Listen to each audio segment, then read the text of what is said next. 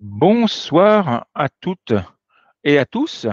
J'espère que vous allez bien. Donc, vous me voyez sur 2 caméras pour le moment, mais donc tout à l'heure, je vais partager avec vous mon écran, donc qui apparaîtra en page principale et je vais vous expliquer une règle de grammaire.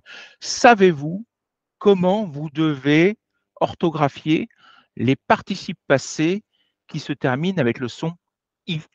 Vous avez par exemple finir, fini, réussir, réussi. Et vous en avez énormément. Vous avez rire, ri, prendre, pris. Mais est-ce que vous savez si vous devez mettre un i, un s, un t? Eh bien, c'est ce que nous allons voir ce soir. Je vais vous faire un petit cours sur ce point de grammaire. Donc, je vais partager avec vous mon écran et je vais vous expliquer tout ça.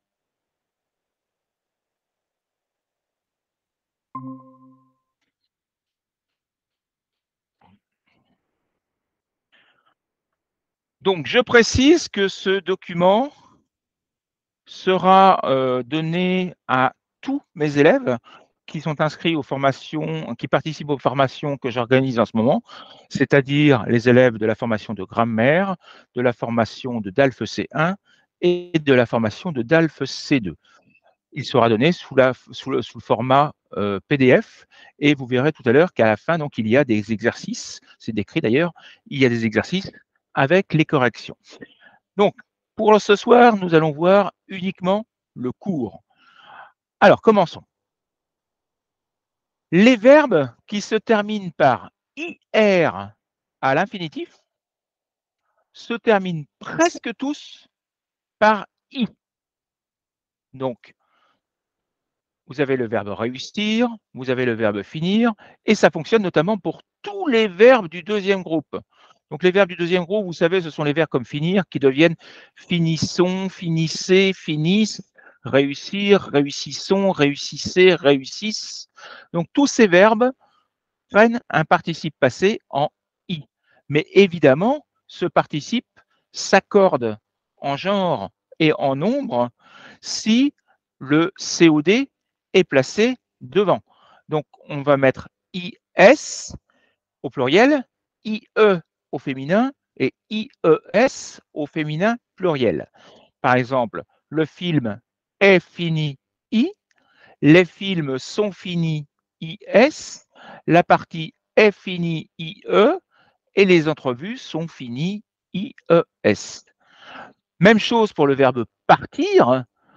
Donc, il est parti I, elle est partie IE, ils sont partis IS, elles sont parties IES.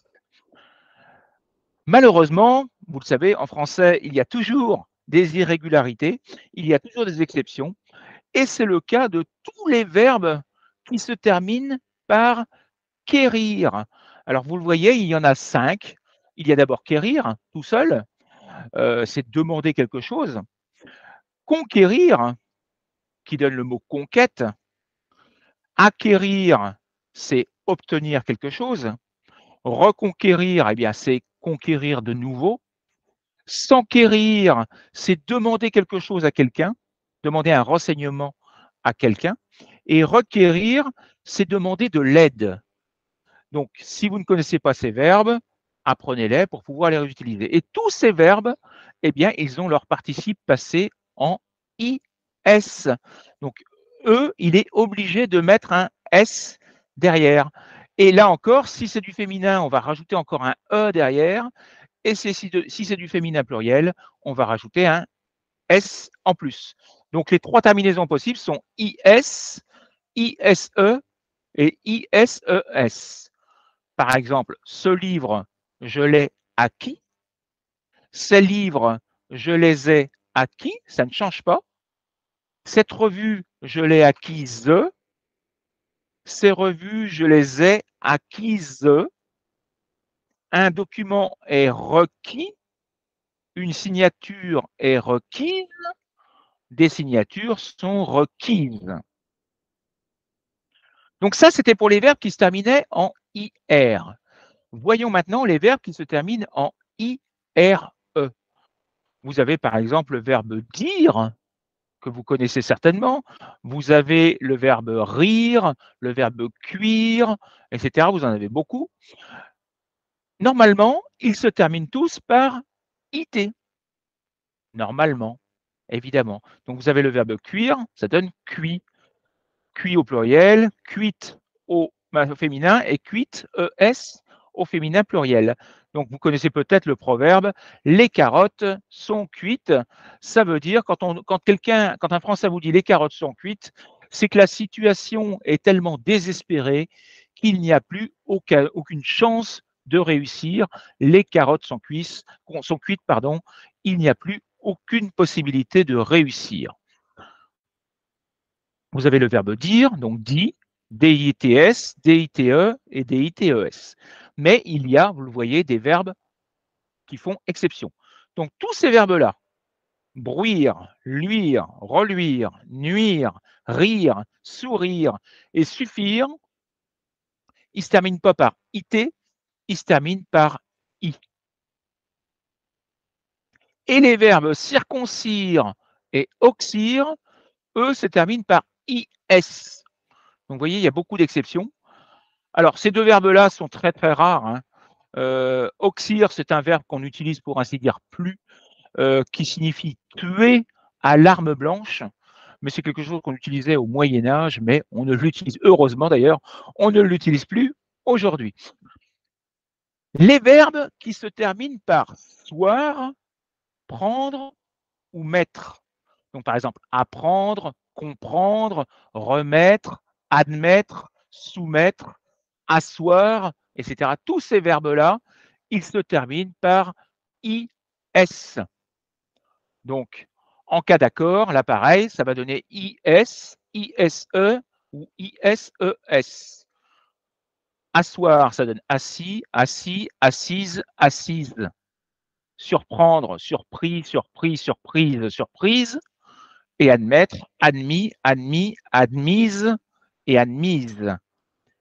Et enfin, les verbes dont l'infinitif se termine par suivre, donc vous avez suivre évidemment, mais poursuivre, que je vous ai mis comme exemple, eux se terminent par I.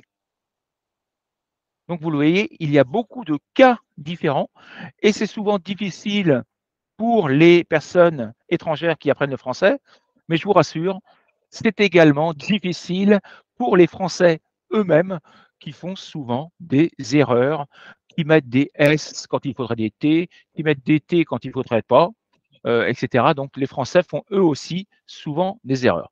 Donc voilà toutes les règles qu'il faut connaître pour les participes. Alors attention quand même, parce qu'il y a quelques verbes en IR qui, eux, ont leur participe en U.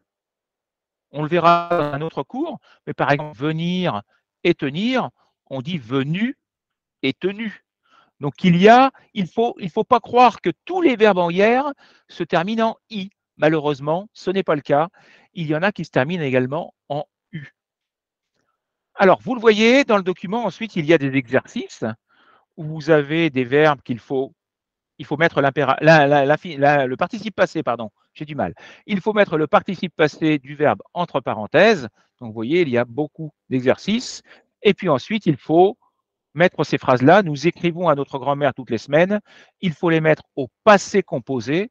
Donc, ça nous donne, par exemple, pour la première, c'est « nous avons écrit » avec un T à notre grand-mère toutes les semaines. Donc, voilà pour le deuxième exercice. Et pour le troisième exercice, si je me rappelle bien, il y en a un troisième, ce sont des dictées. Et là, les dictées, là encore, ce sont des fichiers audio que je vais donner à mes élèves en même temps que le cours. Donc, si vous ne faites pas partie de mes élèves, ne me contactez pas en me demandant « S'il vous plaît, monsieur, est-ce que vous pourriez nous envoyer le document ?» Je ne le ferai pas, c'est réservé aux élèves qui participent à mes cours. Donc voilà, je vous ai expliquer un petit peu comment faire. J'espère que maintenant, vous comprendrez et vous saurez comment utiliser ces participes passés. Je vous souhaite une bonne soirée. Je vais mettre cette vidéo sur les réseaux sociaux, sur YouTube, sur Facebook, pour que vous puissiez en profiter. Je vous remercie. Je vous souhaite une bonne soirée. Je vous retrouve ici. et je vous dis à bientôt. Au revoir.